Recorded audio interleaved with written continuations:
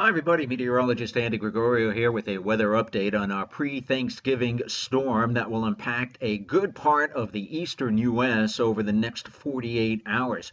What we have over here is the animated surface map going back to yesterday, late morning. Low pressure developing over the western Gulf of Mexico is now moving its way northeastwards, and it's now starting to make landfall, if you will, on the western Florida panhandle. At the same time, we have this big, strong area high pressure that's working its way northeast and out to sea in the Atlantic. But the combination of that high with this low is producing a very intense fetch of moist, warm Atlantic air up and across the southeastern U.S. into the mid-Atlantic states, and now starting to spread northwards too into the New England states and New York State. The main effect from this storm is that it's going to be intensifying as it works its way north and east through the eastern part of the U.S., and it will be a high impact, multi hazard storm with the potential for some heavy rains and flooding, even some severe weather potential for today into early tomorrow morning for parts of the southern U.S., southeastern U.S. And on the northern and western fringe of the storm, some potentially heavy wintry precipitation is possible. Let's see what we have going on right now. First of all, I mentioned the threat for severe weather, and we do have some severe weather occurring right now across parts of Florida. A tornado watch is up for the Florida Panhandle through later this afternoon as the low pressure area works its way up through the southeastern U.S. There is the threat for some severe thunderstorms capable of producing damaging winds and maybe a few brief tornadoes. Now, as we take a look at areas to the north and west of the storm, what we are looking at is wind advisories and high surf advisories, parts of the east and west coast of Florida, wind advisories up through the interior southeast, along parts of the coastal areas of North and South Carolina, along with some rough surf and riptides, wind advisories from the Delmarva Peninsula all the way up into southern New England, high wind warnings up for the Boston area, southeastern Massachusetts, and Rhode Island. Possible heavy rainfall and flooding, parts of southern New Hampshire, Vermont, western Massachusetts, northwest Connecticut, and parts of eastern New York State and the Mid-Hudson Valley, namely across the central Catskills. Likewise, a little bit of a flood threat to parts of western North Carolina and also across South Carolina too. Now, as we take a look at what's going on with some of the severe weather and some of the rainfall, I should say, we are looking at quite an extensive plume of moisture from the system already working its way up out of the Gulf of Mexico into the northeast. This area of moisture is falling in the form of rain in the coastal areas where it is temperatures are obviously warm enough for the production of snow. It's also falling rather heavily too. Bands of heavy rain moving into parts of Florida, Georgia, the Carolinas, also across parts of eastern Kentucky as well. A little bit of light precipitation across the upstate of New York and New England. That's working its way towards the north and the northeast as well.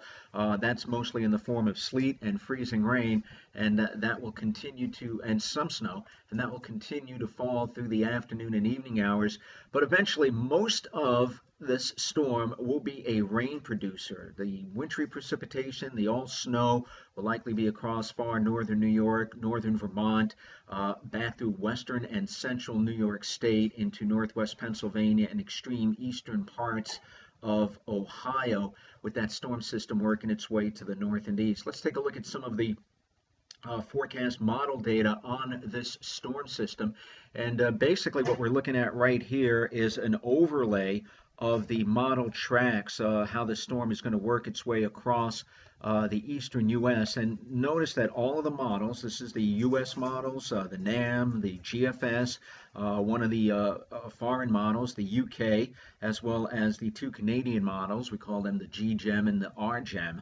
And notice that all the tracks for this low are pretty much right on top of each other, taking it up through the southeastern U.S. through tonight, working its way up into southeastern Pennsylvania by later tomorrow afternoon, and then moving it on across central New England by tomorrow night.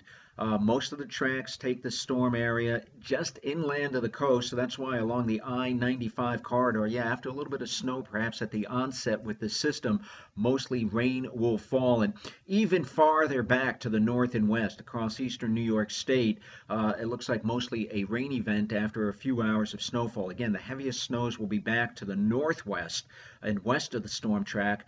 That'll be across central and western New York State in particular. That's where the jackpot totals are going. Here's a look at some of the latest guidance data. This is the Canadian GEM, or global as we call it, the US GFS. Lower left, that's the European model. Lower right, that's the UK model. And they're all in pretty good agreement. Early this morning, they had the low just to the southeast of Louisiana. By tonight, they take that area of low pressure and they begin to slide it up into the southeastern U.S. with some intensification. This is, I mentioned, multi-hazard, and not only is it going to be a pretty good prolific rain producer, but it's also going to be a pretty good wind producer as well. And then by tomorrow morning, all of the data has that storm system centered near New York City. That's on the Canadian global, a little bit over the city on the U.S. model, the GFS, a little bit to the southwest of the city on the European model, and a similar location on the UK. Notice a lot of the isobars too. You get a lot of isobars in a small area. That's an implication of wind. On the eastern side of the storm, that's going to be strong south and southeast winds. On the western side of the storm, that's going to be strong north and northwest winds, and that's why we're going to be dealing with some wind advisories. And also with the passage of the storm system off to the north and east by very early Wednesday morning, we will be looking at this strong northwest wind bringing in much colder air, and there will likely be some lake effect snow showers and squalls coming in off of the Great Lakes into New York State snow belts, especially downwind of Lake Ontario. It might also be dealing with some upslope snows across the Green Mountains of Vermont, that northwest flow bashing into the western slopes of the Green Mountains. Will likely cause some problems as far as accumulating snowfalls are concerned, and might actually wind up being quite a heavy snow in that upslope snow across Vermont and even down into western or eastern parts of New York State, the eastern highlands of Rensselaer County and extreme northern Berkshire County. And Berkshire County, Massachusetts, may be dealing with some of that snow. So that's what we're dealing with. Really, everything is pretty much on track. All the models in pretty good agreement as to how the storm system is going to move and develop. And of course, I'll keep you posted with more updates as needed.